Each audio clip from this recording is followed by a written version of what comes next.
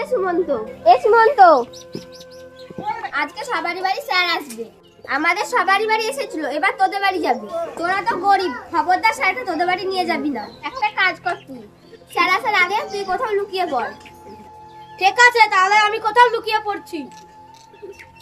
শ্রাবন্তী, সবার বাড়িতে ঘোরা হলো, এবার শুধু সুমন্তর বাড়ি বাকি আছে।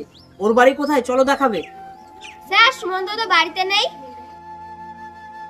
ঠিক আছে, তাহলে পড়তে গিয়ে দেখা হবে। ঠিক আছে স্যার। আচ্ছা, এটা আমি ঠিক করছি না স্যার, এই তো আমি।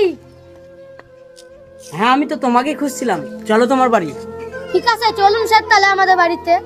এই যে স্যার আমাদের বাড়ি। ঠিক আছে, তাহলে তুমি কাল সকাল সকাল টিউশন যেও।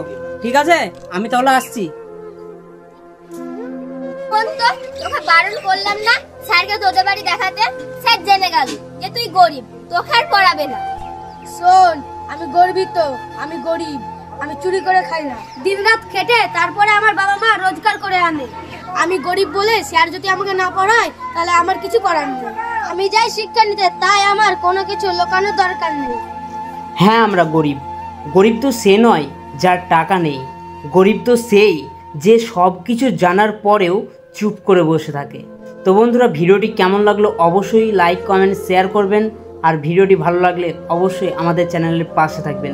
দেখা হচ্ছে পরবর্তী ভিডিওতে।